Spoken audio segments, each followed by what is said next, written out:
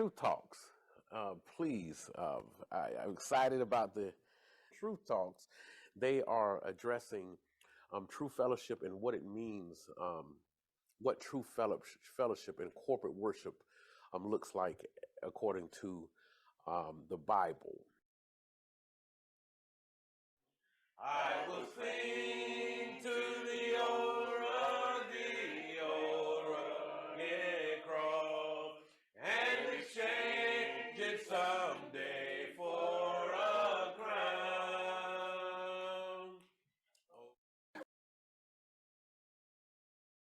17. I'm being recorded now. It's over. I'm on the books now. It's too late. So in Deuteronomy 17, verse 1 through 7, right? He talks about those different things, those forbidden worships, and also how to, right? He had to give you the how-tos so that you will have the what not to do's. So when he first initially talks about sacrifice, right? And what does he say about sacrifice?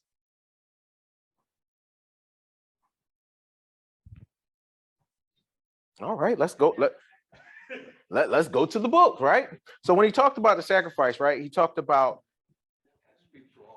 flawless, right? It was a flawless sacrifice being brought up. No blemishes. It couldn't have no evil doing. And a lot of times when they say evil, that meant it couldn't be lame. You know, you go to the book of John when Jesus was healing a blind man, and he asked them whose sin was this? Was it the mother or the sons? And they told him it was no evil. Sometimes this is to happen. But when they brought that sacrifice in Deuteronomy, it had to be a perfect sacrifice, right? Then we go a little further down in there after they talk about the sacrifices, and they tell you, make sure when you, it says, do not slaughter to God, to Lord your God, a bull or sheep which has a blemish and any evil matter, for that is an abomination. Right. So we brought, I got reinforcements now. I already had y'all here, so it just keep getting better the more and more people walk in. Sorry, we started a little early. I knew y'all was gonna be here. I know y'all had the advanced course, so when y'all came in. Hey.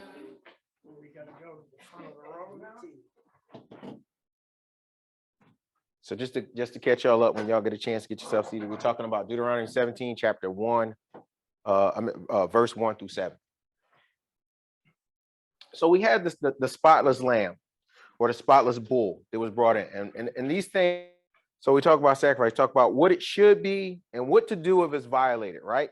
Because he talked about when you bring these things up to the altar of sacrifice, the person who actually brought it had to be within good standings too, right? And who normally took care of the sacrifices? The high priest, right? And we're gonna get into all of that, talk about the high priest, break it down a little bit more. It said if you found those evil things in your midst, what you should do with it, right? What God was doing was bringing the Israelites into a land, and he wanted to make them as perfect as possible. So what did he ask them to do when they did bring in something that was an unclean sacrifice? He said, you could take it to your own house. You could eat. Get to the gate, right? It says when they are found in your midst. That was also talking about the people, because they're the ones that's bringing that perfect sacrifice. So if they're evil, and it talks about if you are an abomination, you can't give a clean sacrifice to God. So if you find these people that are evil, what were they to do with them? You got to investigate thoroughly. And if they're found to be having committed evil, they were to be taken to the gate and stoned. Right. Now, could I just come and say, you've been evil? And take 2 to 3 people. And now we talk about the witnesses. And having a witness is important, because a witness is normally where that account of what Christ is doing in us as our witness, as our salvation, as our Savior, and us to have a good witness, one who's going to speak just on you as opposed to speaking unjust. He's going to tell you your good deeds with your bad, right? And just because a witness brings that thing to the judges, and we're going to get to that later, because we're going to go into the legal disputes, because I think we wrapped up 1 through 7 pretty good, right? We already covered our witnesses. We got our example. We even got penalties. Now, we talked about who throws the first stone.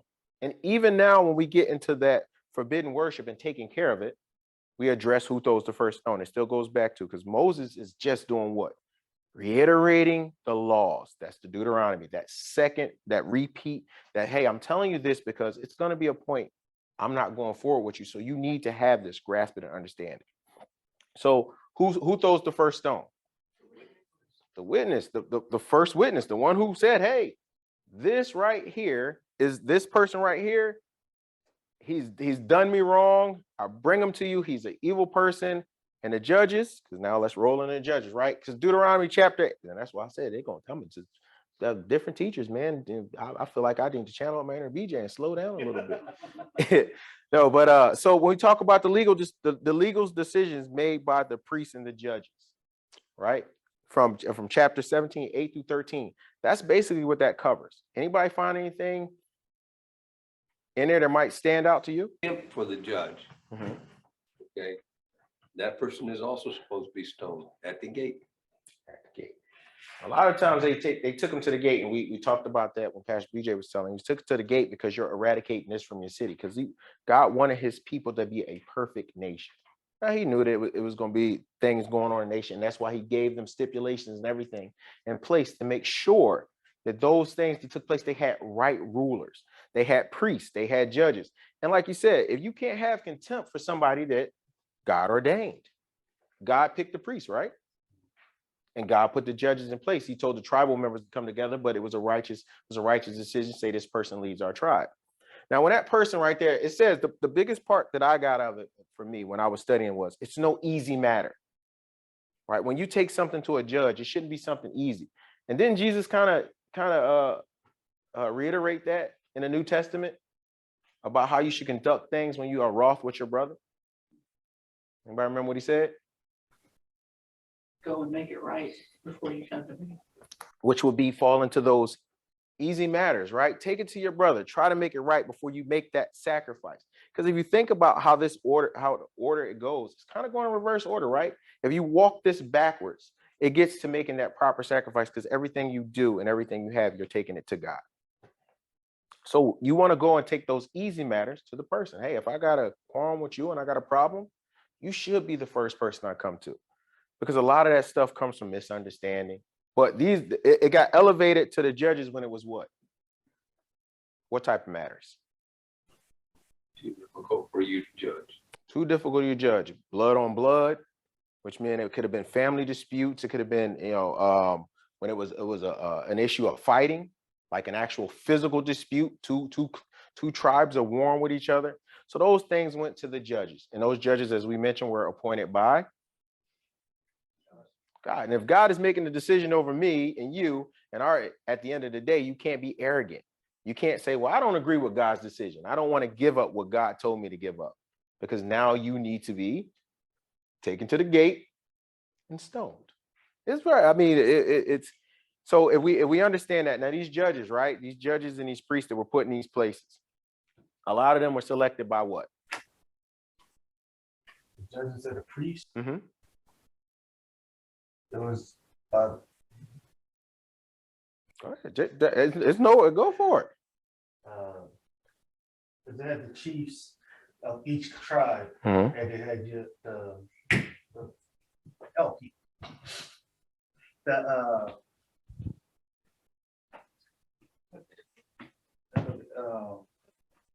The ones in charge of the tabernacle that they broke down to the different tribes, they're the ones, Levites.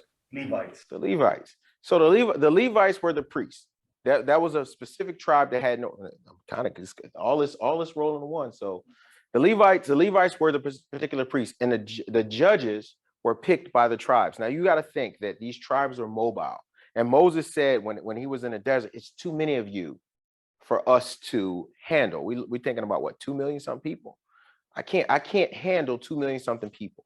So what they would do is they would find these people in there, the elders, right? Just like we have in our church now. The elders will come and they would make the sound decisions. Eventually you got the head elder. And it kind of Paul alluded to that when he started talking about pastors, right? Because the head elder, if you look at what an elder is, he's a shepherd moving the flock for God, the higher power. So when you think of the judges, they are shepherds of a particular flocks over their tribes. You think of the priests, where each priest were part of those tribes. And some of the stories, when we get deeper into the Bible, you see those Levitical priests that were embedded into different tribes. They have no inheritance of any land, and they said they would share and split that between everybody to say, all right, you set up the church here to do this, and you got that to preach and continue the word and laws of Moses, as they would say. Correct. And if you notice, all of these disputes, when they were handling the disputes for the tribes, when the judges and the priests, it was always done where? Gotta get out. Well, so it talks about it, say the disputes will be handled where the Lord thy God ordains, right? So these for God to ordain it, it has to come through who? Got to come through the priests, because those were the men that God put into place to ordain those places, to erect the tabernacles, to erect the places of worship, so those matters could be handled. As we study in the Old Testament, God spoke to the people through the priests, and in the New Testament, we can speak directly to God. Correct. All right. So we're gonna do. I have a question here, and it says, "Where do we see Jesus?" Right. We know that Jesus said to the Pharisees, "I am what? I am. The law of." He said, "I am," of course, but he definitely said, "I am." He solidified that message. So you could put "I am" and insert whatever else you want. But one of the things he did say, "I am the law of Moses." It was a specific thing, right? Because every time the Pharisees came against him, they tried him with what? The law of Moses. And it's kind of weird that you would try somebody with the law and they're telling you that they are that law. So where do we see Jesus in the sacrifice? As the sacrifice. Jesus was a perfect sacrifice. Without blemish. Without blemish. So not only was he the physical manifestation of the word, he also knew it. So which would give him, as they say, the lawyer side of it too. And we talk about that in the judge sense, because judge right now is the word that we use because it's a word that we all understand, because judges rule. And so Jesus not only was a physical sacrifice, he was also the written rule made flesh. What about witnesses? 2 or more. 2 or more. Did Jesus talk about witnesses? So let's go to John chapter 5, verse 31, 34. Somebody help me out with that. John chapter 5, verse 31 through 34. John chapter 5, verse 31 through 34. I'm reading out the NIV. If I testify about myself, my testimony is not true. There's another who testifies in my favor, and I know that his testimony about me is true. You have sent to John, and he has testified to the truth. Not that I accept human testimony, but I mention it that you may be saved. All right. So when we talk about testimony, we're talking about somebody who's being a what? I'm gonna give you the cheat word here. Witness. Right, because when you're in court, they say, call up the next witness, and that witness come up and he testifies for you. But Jesus made something very clear, that he is his what? That He represents himself. but he has a witness. He has a witness that is not grounded in man. John gave you a witness of truth, and y'all went out and did whatever you want with it. I give you a witness. I give you myself, but the person who witnessed above me is God himself. So he's still in line with the teachings of Moses, right? So now we see how when Jesus said, "I am the law of Moses," we get an understanding of how the Old Testament, the teachings and the things that we learn here, and why it's important to fully understand what Deuteronomy was saying and why Jesus said what he said, and how he was able to put those things in perspective so we can see the whole picture. Because at the end of the day, Deuteronomy for me was one of the chapters or the books that when I read it, a lot of it was laws and things that I felt were, I don't understand how they place here until I got the whole picture. And once you get the whole picture, you can start seeing those things. All right, so we were talking about 8:13. Do we see where Jesus is in there? We talked about how he said, one more for me. I want somebody to read John chapter 5, 46 and 47. 46 and 47. Mhm.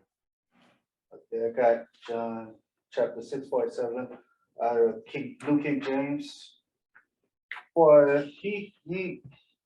had ye believed Moses, ye would have believed me.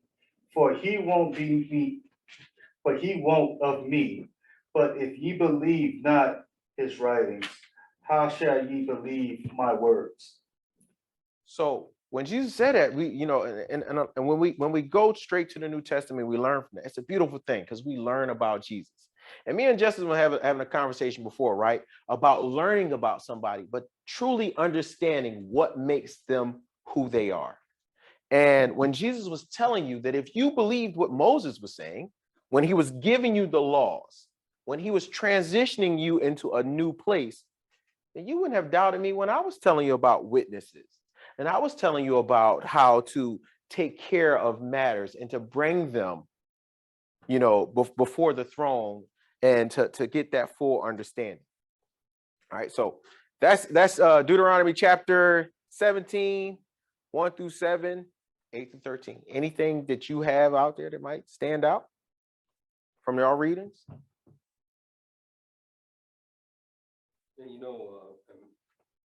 What got me was that the witness has to cast the first stone. Okay. My thinking on that is that's going to make me a very careful person about what I'm going to say about or somebody else, because it's one thing for me to say, well, Petey did this, if I don't have to do anything else than that. Okay. But if I've got to deal out the punishment, especially something as such as death, okay, I'm gonna think twice before I make any kind of accusation against somebody, Because if it carries such a severity, because we're talking about the survival of people. This wasn't your God has brought you out of the desert. He constantly reminded them that up in the previous chapters. I brought you to this land that I'm taking you to.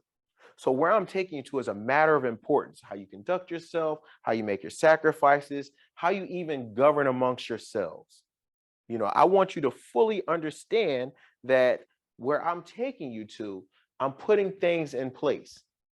And I'll give you a little pre-jump that when a lot of this came from when the people themselves asked for it. When Moses went up, they said, let us not see God. We'll take your word. What you say, you bring down. So it was almost the precedence continues. He's giving them what they asked for. We serve a just God, right? If you ask for something, he's going to give you just that. The way you ask for it, how you need it to make sure your own survival. So these things that he were putting in place that he was passing through Moses were just that. So yes, when you go to be a witness against somebody, you should always think that it's life or death. And has it really changed now, being that witness for somebody or against someone? Yeah, it has. Like I said, because if I make an accusation against somebody, or I have to go witness in a trial for somebody, all I got to do is say what I got to say on the stand. I'm not dealing with having to deal with his punishment.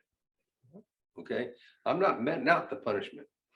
So yeah, it has changed. Okay, like I said, if I have to be involved with meting out the punishment, okay, especially something as severe as having to kill somebody, it's a lot different than if I just have to get on the stand and say, yeah, he did it or he didn't do it.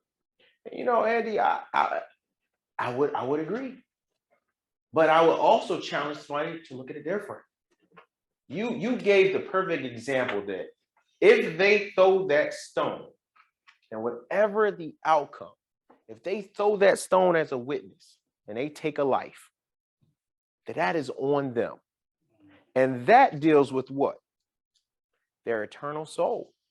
So maybe the stone throwing isn't the same, but the outcome of the penalty for when we do bear false witnesses, when we do stand up and not be sound in our easy matters, our decisions that are put in front of us as because we all carry that judge in some way. Now we have people of higher authority, but people are judges and I'm not going to say priests, but people are judges in their own way. So when you do carry that judgment and you do bear witness, you kind of take all of what Christ was saying and you put it on your own self. And when you do stand up there thinking that it's a penalty-less act, it's because you forgot the severity of these laws. If I bear witness now, yeah, I'm not throwing a stone. But what if I bear witness and it does cause somebody death, or maybe not a physical death, because Christ came to alleviate that pain of some of those physical deaths. It might cause a death in a relationship, a death in finance. It may cause a death some way. And I just threw a stone thinking that I had no penalties. The thing is, with a lot of people now, they don't know what those stones are throwing. Some are rigged with explosives, or some are rigged with just a rock or spikes. Because think about how many times people go on social media airing somebody's laundry and just throwing things out there to hurt somebody, but not really thinking of the outcome. That's why you have all this cyberbullying and stuff like that. They don't think of the consequences. They bear witness. Yeah, right? But they falsely testify. And what did you say about a false witness? Even he talked about that in Judges, when it don't bring false witnesses. You can't come by yourself to be a witness to something. We need 2 or 3. And they had to be, even the witnesses that came in 2 or 3, they still had to be solid witnesses. And to make sure that happened, see what God did? Because I know I can get a witness. I can get 2 people to just have a grudge against, somebody over here that are false witnesses. And I bring them in there and the judges are now people of God. For me, this reminds me of Paul when he went on trial and they had those witnesses. The Sadducees said, "We got these to come up," but they didn't want to testify. They couldn't prove what they're saying Paul was guilty of, because like he is a Jew, and they kept saying he broke the temple laws when they arrested him. Right. So we even look at it's funny when we talk about witnesses. Jesus went through something, right? In the last days when his hour had came, they were calling out, "Hey, who witnessed against him? Bring this person." Oh, a bunch of false witnesses being brought up against a king who did nothing. Right? It was several times that Pilate said, "I find no fault. This sacrifice is unblemished, clean." And that is the thing. And what happened when they tried to do it? They faced penalties. All right. So next we're going to talk about Deuteronomy chapter 17, 14 to 20. The law of the kings. Now, when I was looking at this, I thought about how foreshadowing. I love reading books, and as you read the books, you think about foreshadowing. And I always say, at this point in time, did Israel have a king? They didn't. There was no kings in place. So not questioning the scriptures. Why is it even a matter of kings being talked about with Moses? Why is he telling the Israelites about a king?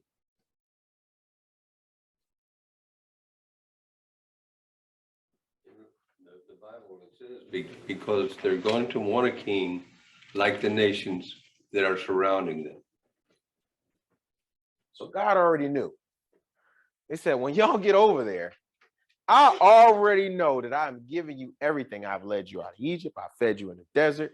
I've clothed you. I've healed you. I've done all I can. I have been the best God I could possibly be. I've even stood by while y'all, you know, built false idols, did things that I told you not to do.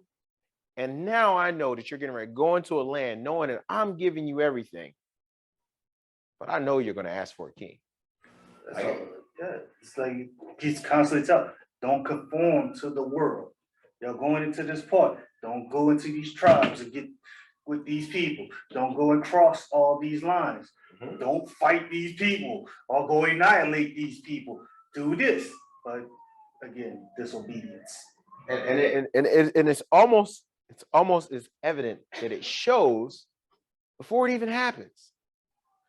I'm gonna give you all the rules for the king. So what were some of the things that stood out about the rules that they made for the king? Basically, not to make themselves rich. Okay. They're not to marry many women. Right. Okay. Not to have large herds of animals. So the king, even though he's telling them that when you go over here to get this king, the king should do what? Remain humble, right?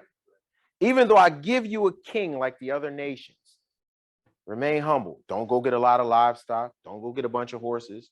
Don't look to the other nations and say, well, they king have 50 wives. I gotta have 50 wives. I gotta have 51 because we're a better nation.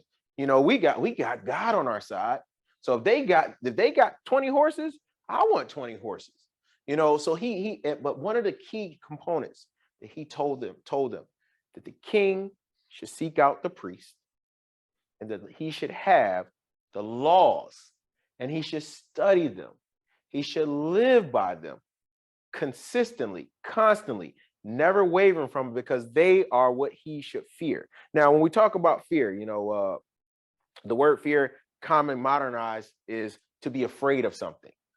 But fear in that term, in those times, wasn't a sense of being afraid. Yes, you should always fear God, for he has the power to do anything. But that fear was also a fear of so you will be led by that fear. If I study these laws, if I know these laws will be my guide, and to stray from them, I should fear to do so. I should be afraid to do that, because then I'm going against God. And we tend to tell people, you know, in the modern day, fear the Lord, fear the Lord, fear the Lord. And what they think about is modern day fear. They hear it and they say, well, you know, why should I be scared of God if he loved me? And then that brings that new question in, and it's a whole nother conversation for another day. But if you explain it to them that fear isn't a fear of being afraid, it's a fear of understanding and following God. And it's a different approach, a different understanding. So he told them, but another thing is too, when they're going into these land, another key thing that stood out is they must be from where? The brothers, right? Because you can't just go over here to Moab and say, man, that guy over in Moab, he's a warrior. He fights and he's the best of the best. I think we should have him be our king. Because what happened when they did go ask God for a king?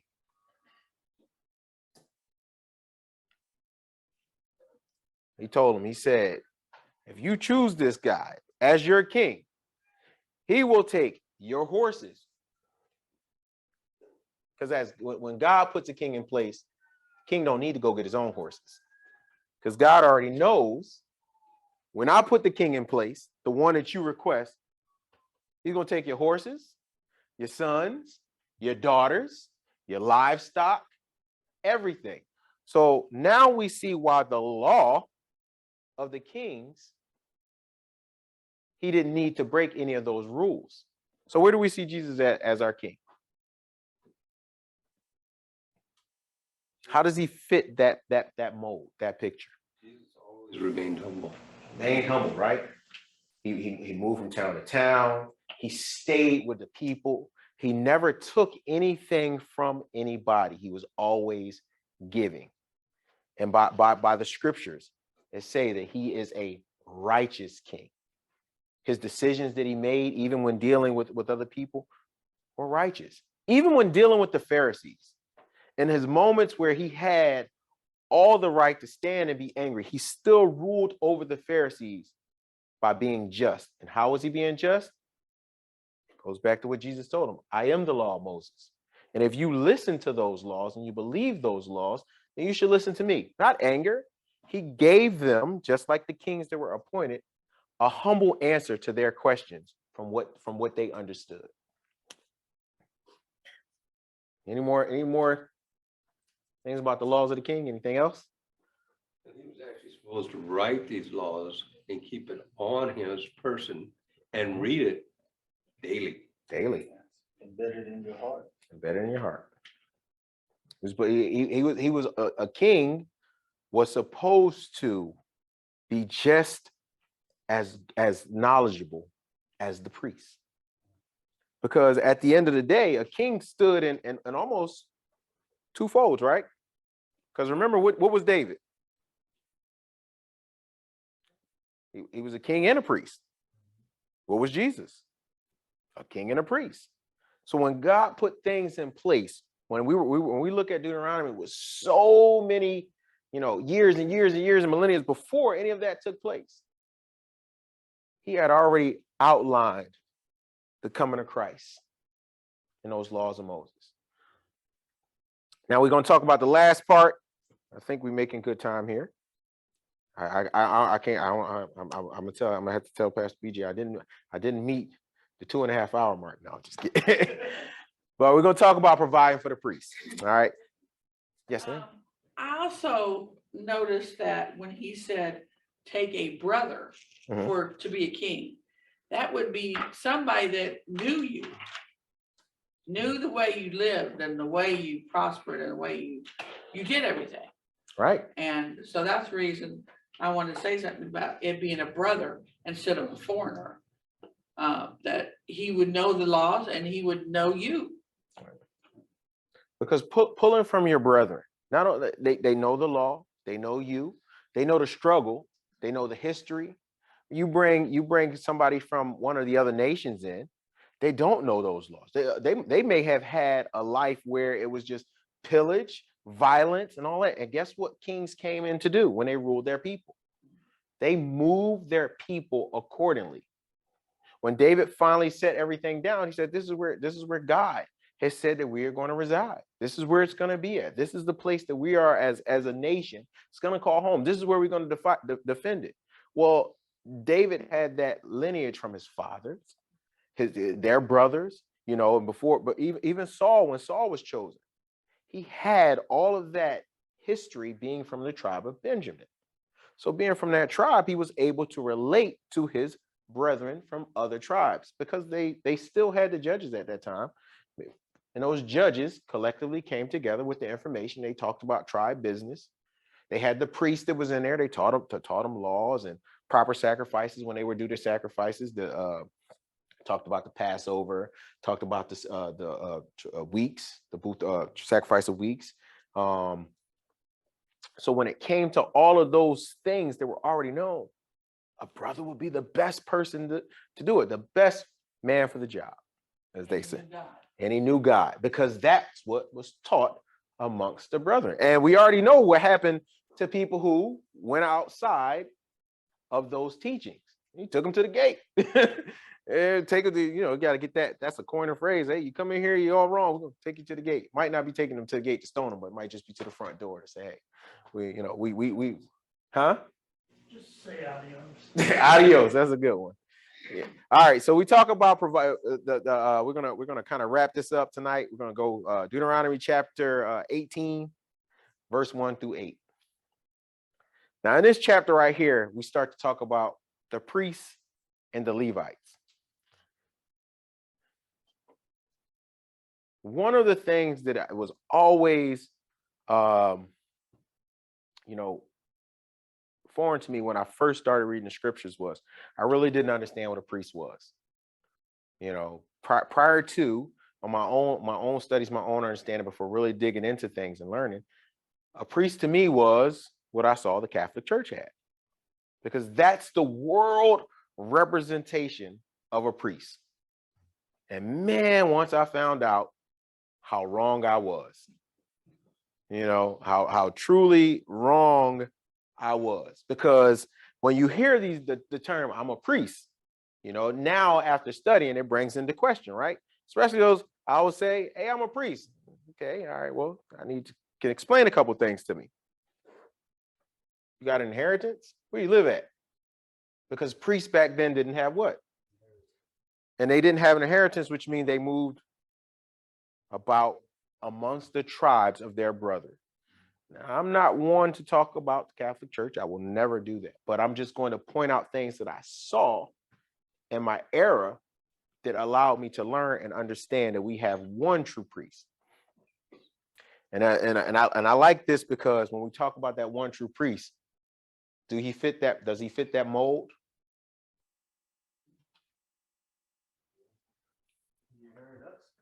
Right, but does he fit? Right. So that the uniqueness of Jesus Christ when he tells them, I am the law of Moses.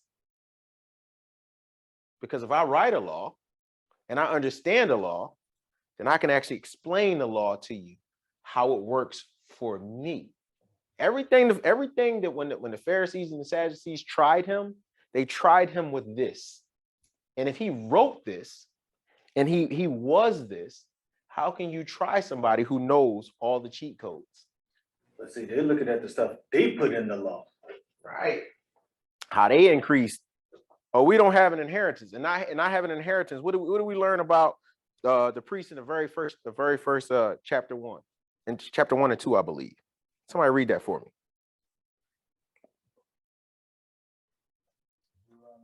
me. Mm-hmm. Chapter 18, verse 1, and let's say keep reading all the way up to 3. Mm-hmm. The priests of the Levites and all the tribes of Levites shall have no part nor inheritance with Israel. They shall eat the offerings of the Lord made by fire and his inheritance. Therefore shall they have no inheritance among their brethren. The Lord is their inheritance, as he hath said unto them. And this shall be the priest's due from the people for them that offer a sacrifice, well, it be ox or sheep, and they shall give upon the priest the shoulder and the two cheeks and the maw. So we see the priest didn't have anything. And what they got as what was being sacrificed to God, right? And we know that those sacrifices were spotless, blameless, clean, of no evil. So they were, and when they did get that sacrifice, because we got to kind of back up here, because we know that the sacrifice, after it was sacrificed, they gave what? They gave it back, the pieces. It wasn't just we burned it. The fat was burnt all the way up, and everything else was meant for eating, right? Right. They poured the blood on the altar. They sent it up in the smoke. There was a sweet smell to God. And they went back out and you got it. But they made sure that the Levites got what? Fed. They got their portion, because if they don't have no inheritance, they don't have what everyone else has. We got to make sure that the people who are taking care of the house of the Lord has what they need. And they got choice cuts. You know, you hear all those cuts right there. You know, I'm not a butcher, but I know when I go there and I hear them, that's the best cut right there. You know, and it's funny, you know, I watch a lot of the cooking channel. And growing up, I never heard anybody mention cheek until I start watching the cooking channel and realize that part of the animal is actually a very good base for cooking. You know, it's used in a lot of things. So they're giving them the choice cuts of the meat. And that's because a lot of times they were on the move. They had to go between the tribes, or they had nothing. And we also know that they stayed where? The Levites. They stayed right there. They was right there. Whatever was constructed, that's the Levites. They all day long just in there doing their job. You know, listening to God. Guys, you want to go over here and do this? Okay. Their obedience required them to have the best amongst the tribes, right? And they did what they also along with having those choice cuts.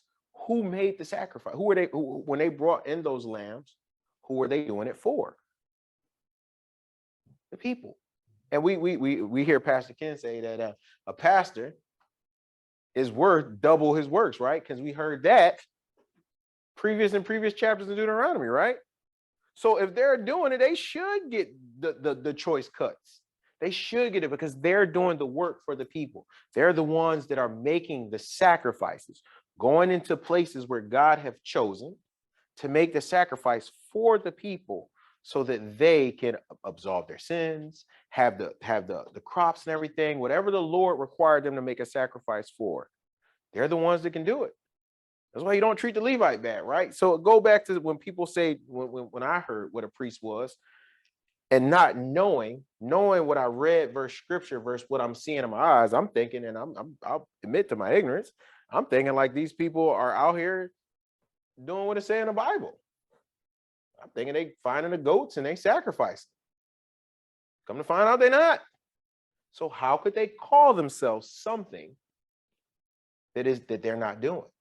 They have an inheritance. Most of them do. All right. And are they making an offering for the children of Israel? Because as a priest, like we say, they speak to the people on behalf of God. right. For those that are complacent in prayer and understanding and reading the scriptures to understand them or being able to ask a question. Because I know when I talk to the priest, it's like, oh, you got to go and do this. Oh, you got to say this in the Hail Marys. Right. Or whatever to be atoned for what you've done. But I got to go through him for confession to get that. But for us that believe and so forth, we just go to the high priest ourselves and speak to him. And when it was torn. And you answered the question right then and there. So bad teaching or bad doctrine will lead those who don't understand what a priest's job is, what his rights were, the things that he is obligated, where he should be from, will allow people to tell you that they are something. Now, I'm not going to say what they want, but they're something they're not. Because if you don't understand the past, then it's hard to understand the now and then also what Jesus came to accomplish. I'll go back and I'll reiterate again. Jesus said, I am the law of Moses. He was the priest. He was the sacrifice. He was the witness. He was everything that encompassed everything.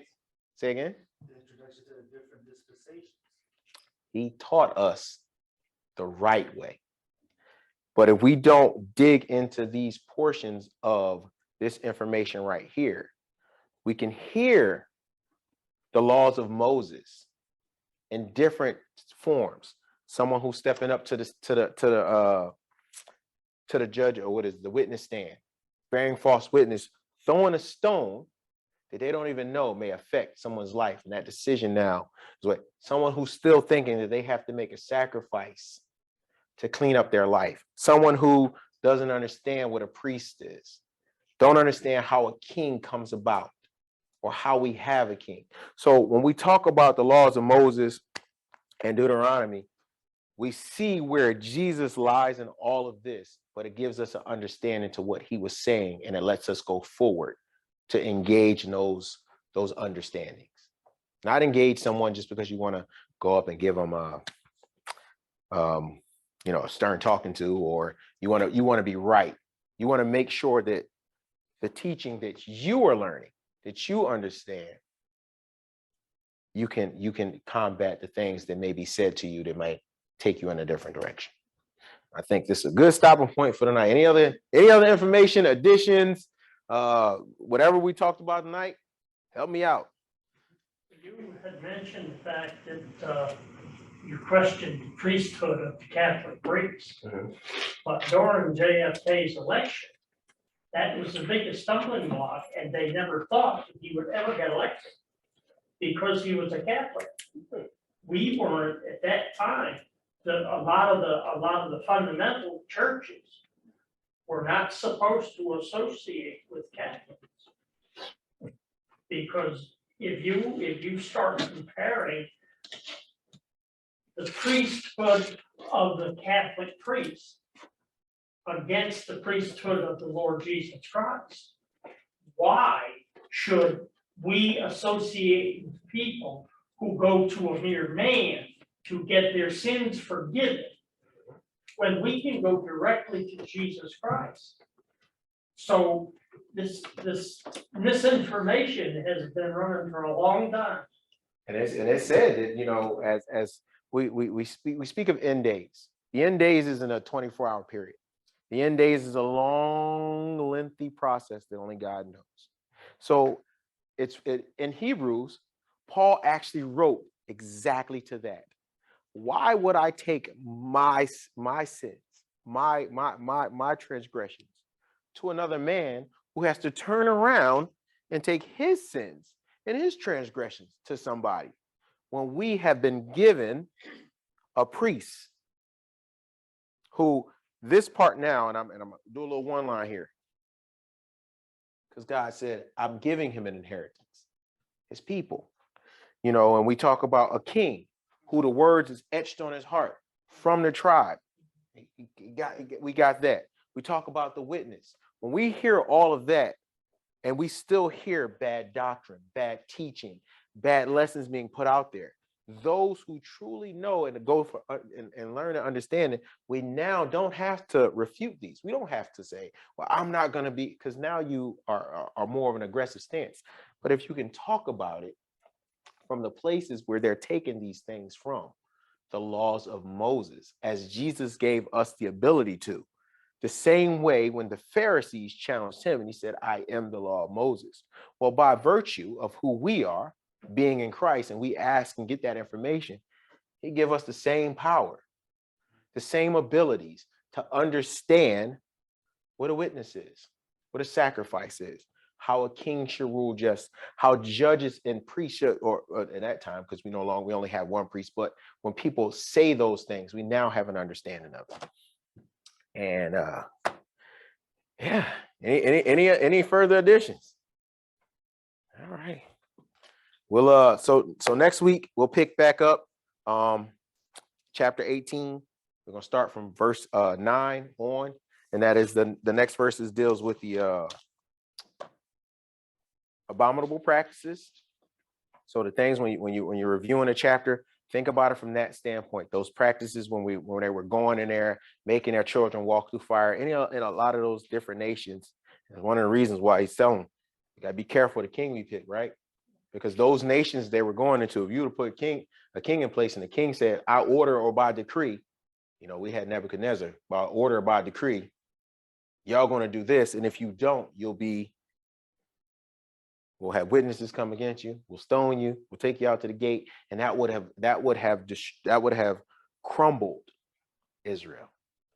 And crumbling Israel was never gonna happen, because we needed Israel so that we could get Jesus.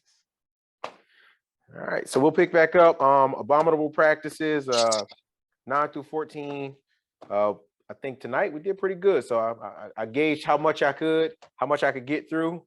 We'll talk about the laws in the cities of refuge, and then we'll continue on continue to work our way through Deuteronomy. I see that Pastor BJ doesn't